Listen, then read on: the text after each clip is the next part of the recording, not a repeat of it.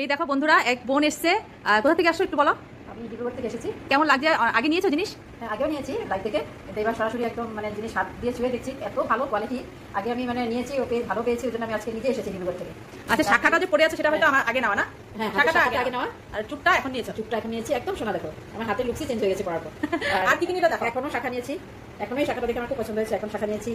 এই ইয়ারিং দুটো নিয়েছি, আচ্ছা, তারপরে এই রিং ফিঙ্গারটা নিয়েছি, এই বালা দুটো নিয়েছি, এই টার্সেলটা, আর এই দুটো আমাকে চুমকি এত কিছু গিফট গিফট সাজিয়ে বসেছি। ও এখান থেকে একটা শাখা পছন্দ করলো, তো এই হচ্ছে শাখা জোড়া।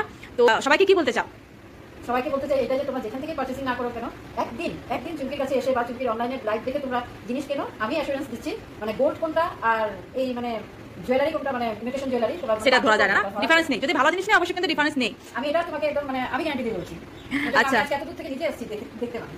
ওই তো ডিব্রুগড় থেকে অনেক আসে, তো ভীষণ ভালো লাগে। তোমার হাতে কিন্তু একদম সত্যি সোনার মতো লাগে। দুবাই গোল্ডে নিলে কিন্তু এগুলো কিন্তু একদম সোনাই লাগে, তাই না? খুব স্যাটিসফাই, দেখো ভীষণ সুন্দর। আচ্ছা, যাই হোক, খুব ভালো লাগলো, আর আশা করছি সবাই নেবে। তো এই দেখো, আর এই ইয়ারিং গুলো একটু দেখা, এগুলো মানে ভীষণভাবে তুমি যখন বলেছো না যে আমার জন্য রাখবে, তখন কিন্তু এটা অলরেডি অনেকটাই চলে এসেছিল। এটা সে ভাইরাল, জানো, এটা ভাইরাল, মানে লাস্ট পিস তুমি পেয়ে গেছো।